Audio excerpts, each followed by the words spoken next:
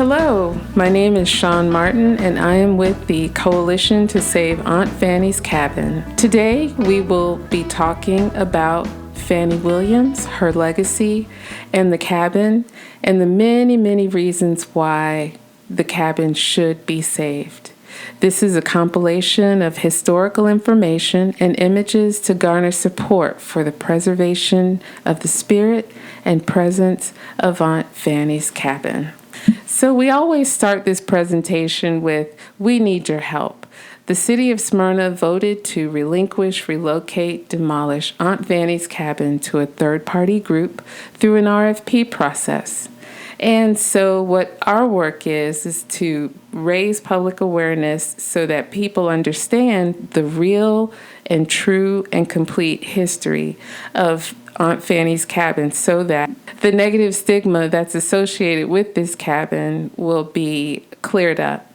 There is no question that there is an air of negativity that goes with the cabin. However, the origin story is one that not too many people hear about. And so we look to share this information with you today.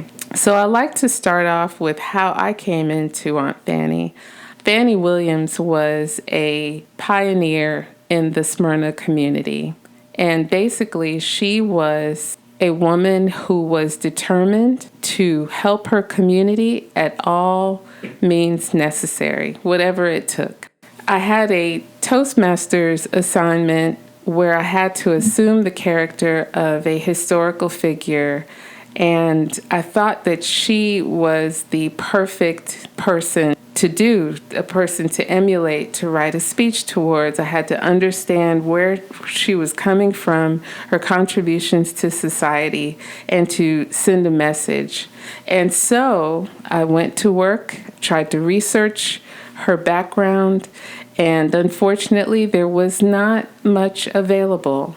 So what I did with the little information that I had was I paired what made sense and the image of this photo. What you see in front of you is a woman who took great pride in her craft.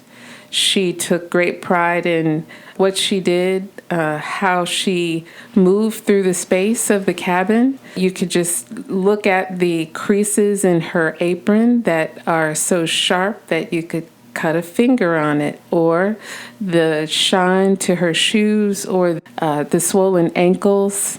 How she has her hands placed in her lap in a very ladylike manner, the resolve in her eyes and the expression on her face. All of these things told me so much about her, about who she was, where she came from, and how like I said, how she moved through the space of Aunt Fanny's cabin. And so why save the cabin? And how does this relate to the woman herself? This is one of my favorite quotes that I love to use whenever I am talking about the reasons to save the cabin. Fanny Williams' proud strength represents the best of Smyrna's people. The old sharecropper's cabin remains the last one in Smyrna. Both survived an era intertwined by divergent paths. Ms. Williams' bold community contributions set a stage for the civil rights movement. Ms. Williams' bold community contributions set a stage for the civil rights movement while the cabin's restaurant life withered. Their storied history cannot be separated, but united as a central location for reconciliation and peace. Both Fanny Williams and the cabin that once misappropriated her name are Smyrna. With that, I'd like to talk a little bit about Smyrna and way back in the day when racism was overt and a part of everyday culture. Long ago, Smyrna prided itself for having a 0% Black population, which is very different from where we are right now. As a matter of fact, in 1988, Smyrna was dubbed as a redneck city in the National Geographic publication. And on this next table, you will see, if we scroll down on the significant dates, Aunt Fanny's cabin was actually still in operation in 1988. And so it's no wonder that they would say these things. And some of the images that we look at from here forward, you will see why they came to that conclusion. But first, let's talk about a few significant dates. 1868, Fanny Williams was born to formerly enslaved parents. She was never a slave. In 1891, the small shop selling jams and jellies was opened. And here is a slide of Isoline Campbell, the woman who was responsible for creating the cabin, Aunt Fanny's cabin. Aunt Fanny's cabin was originally a place where the farmhands were allowed to sell their wares, the jams, the jellies, the crops. And it was also a place, because Isoline Campbell was a wealthy socialite, where she would often have tea parties. And so from that point, in 1941, December 3rd, the restaurant opened, and it was called Aunt Fanny's Cabin as well. So Aunt Fanny's Cabin actually started off as a shop, small boutique selling jams and jellies, and went from that to the restaurant in 1941, exactly 50 years later. At that time, Aunt Fanny was actually 73 years old. And so you wonder what happened. How did this cabin fall into her name, number one? What was the relationship between she and Isoline, number two? And then number three, how did the negative stigma of the restaurant and this sense of place come to be? So the first thing that I would like to say is Isoline was a young woman whose mother and father died when she was a very young woman. Aunt Fanny held a position in Isoline's life where she was a mother figure to Isoline. Aunt Fanny Williams, was actually 3 years different in age from her mother. So she absolutely was a mother figure, especially in their absence, since they both passed away when she was a young woman. And so there is no question, because of the relationship with Isoline and her influence in her life, Isoline Campbell was said to have founded the Junior League, which is a group that was committed to the betterment of children and women, underserved children and women of the day. Fanny Williams played a major part in the moral development of Isoline Campbell, to the point where she felt the need to be a change agent in her community. And so with this, I pitch an idea, a thought, that Aunt Fanny's Cabin originated from a place of reconciliation, understanding where slavery was, the Jim Crow laws, all of those things, the Jim Crow era, all of those things, and how that overt oppression of a people could resonate in the heart of a young woman who was being raised by what others would consider to be of a subservient class. So Fanny Williams had an influence in that. The church that you see here, the Wheat Street Baptist Church, Fanny Williams was also a major donor source for this building, located in the heart of a Black community in the city of Atlanta. There's no question that, again, Fanny Williams and her connection with the cabin, they were able to establish a reputation, a brand, if you will, that allowed her to do something as amazing as being a major source of donors for the Wheat Street Baptist Church.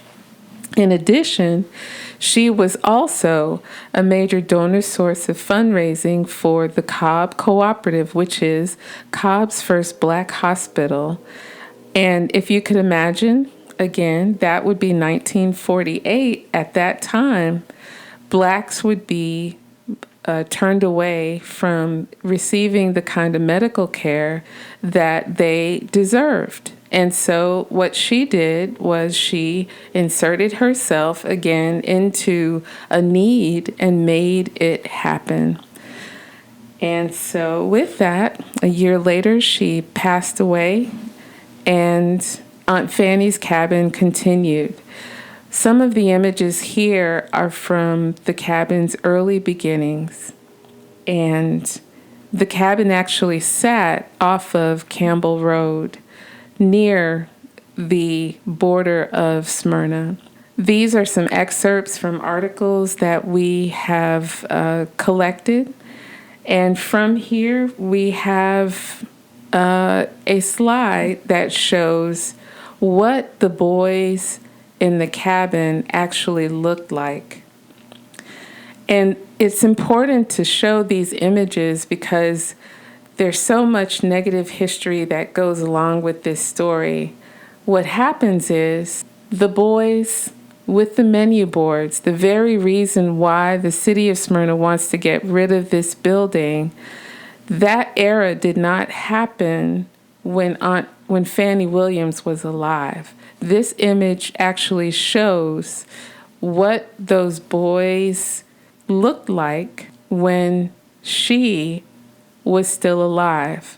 This next slide shows you what they looked like under when the restaurant was under the ownership of others. So the menu boards, what happens is after Aunt Fanny died, the cabin was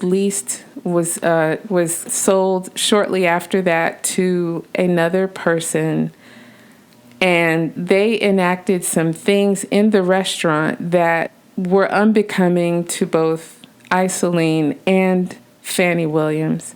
This is an image of a boy with a menu board around his head, and what they would do, the boys would sing and dance the daily specials and entertain their white patrons.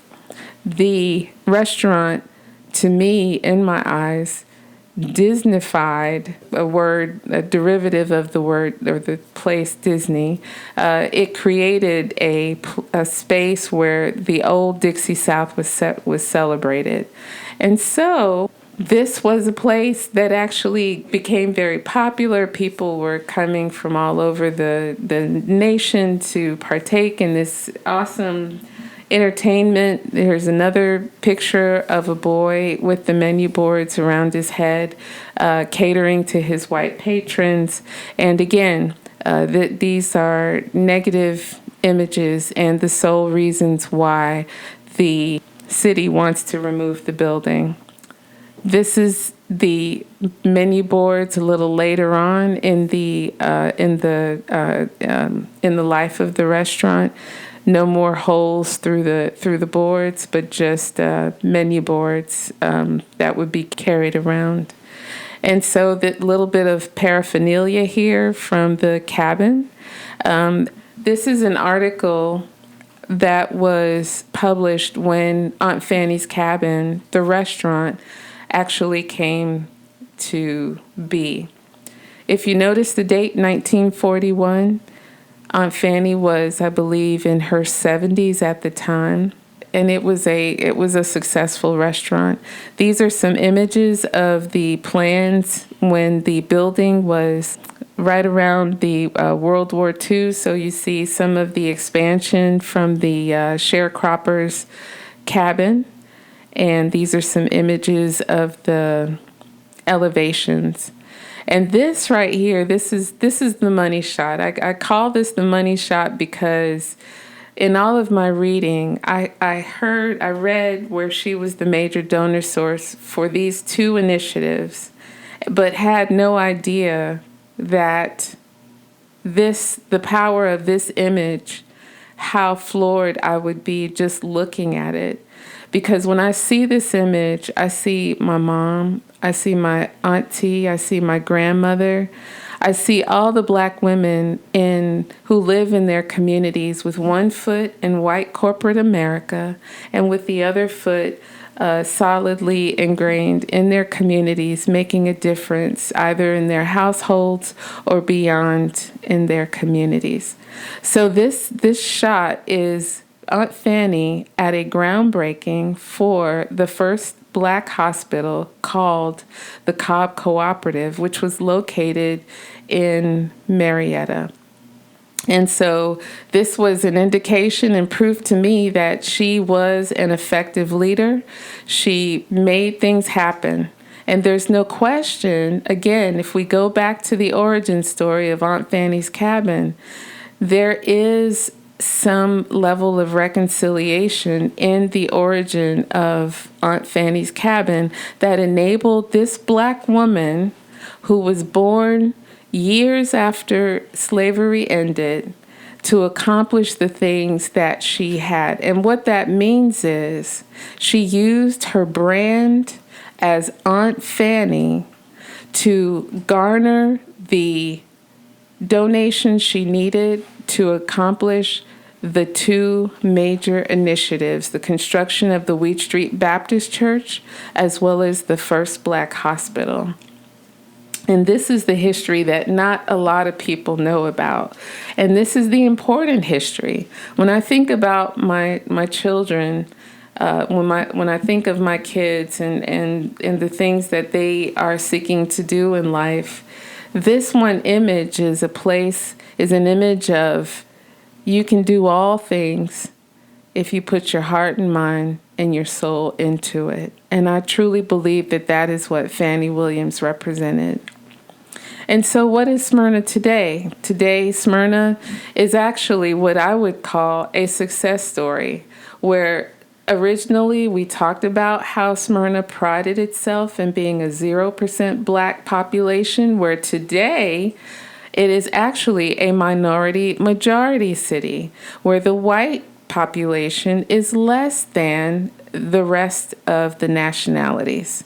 That is an accomplishment all by itself. And there have been moves to to make that happen, from Rose Garden Hills community, Davenport town, those things being annexed into the city and not drawn, their lines drawn to make sure that they keep those communities out of Smyrna.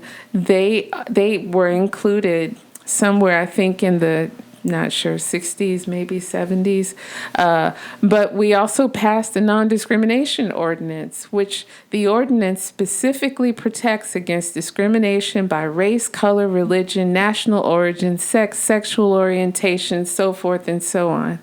That is not something that every city has.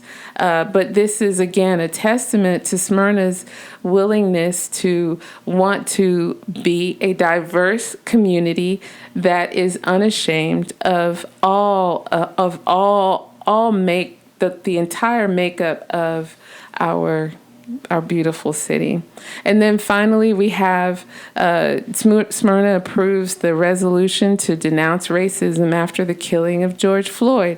And I want to mention also the Racial Trust Building Initiative. We have our second meeting coming up in a couple of weeks.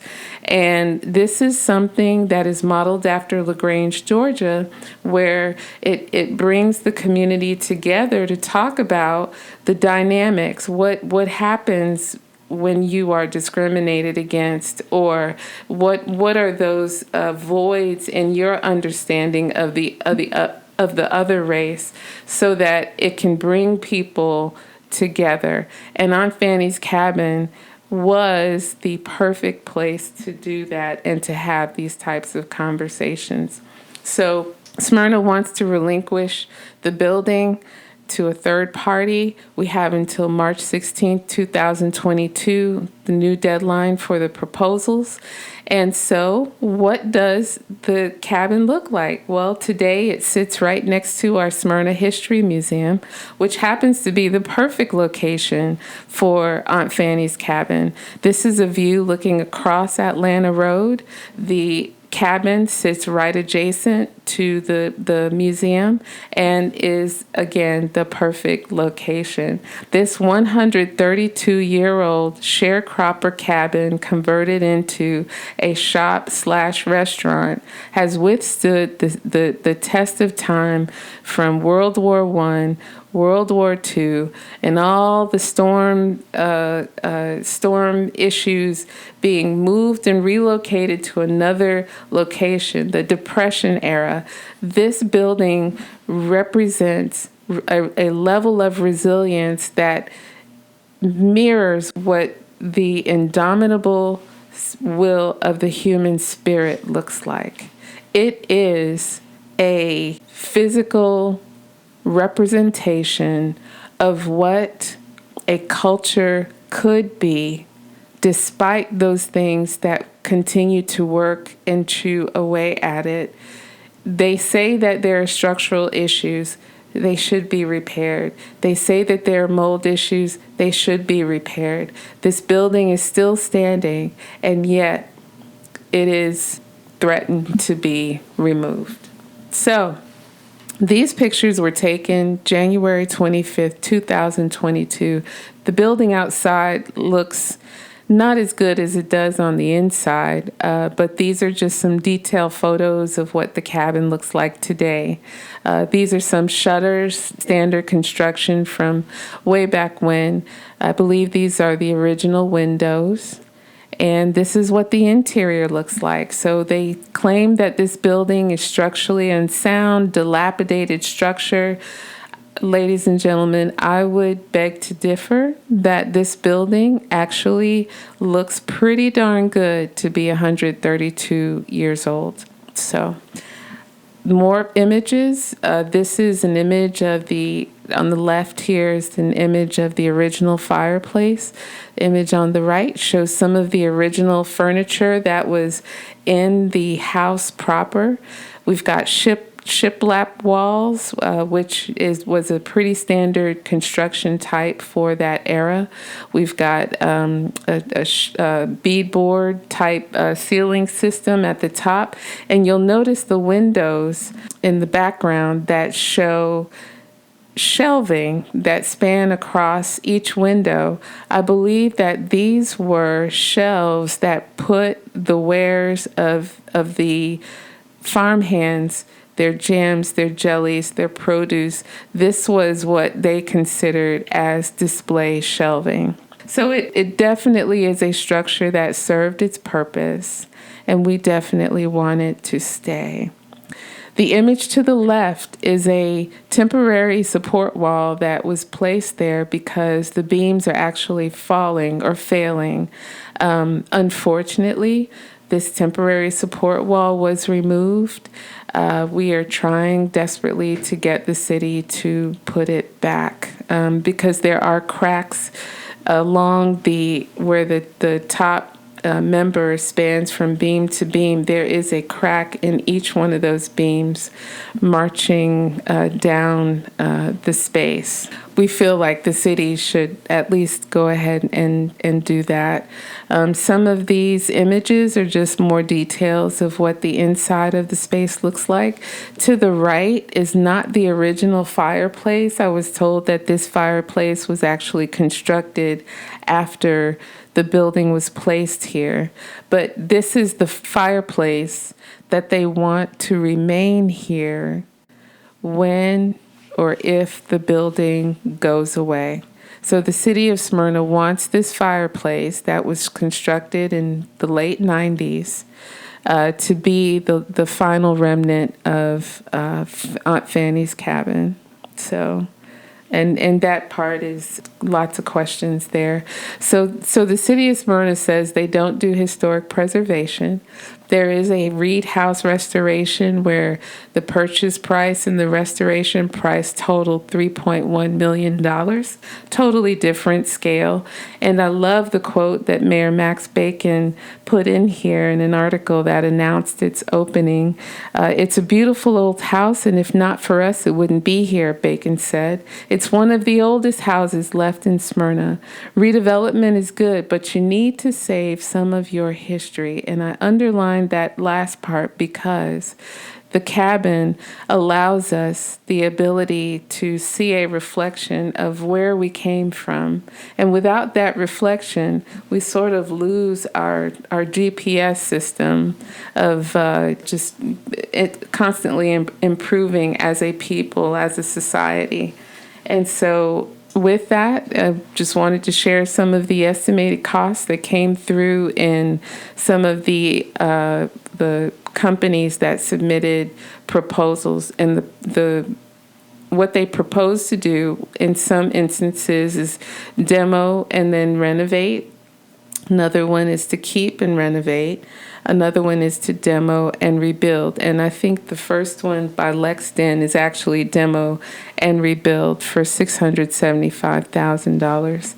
And so we are just really wanting to raise awareness about Fanny Williams, about the cabin, about how this is a precious gem that the city of Smyrna can actually use to reclaim its narrative, to reclaim the space, to repurpose the history so that the lesson that it shares is actually one that lifts you up, that educates and enlightens our young people, to let them know that there are possibilities if you are of a right space and place of mind to do some amazing things.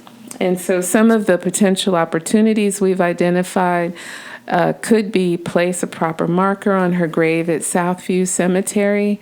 I'm told that her grave is in the public grounds portion of Southview, which means that that was an area where Blacks that could not afford a proper burial would be buried.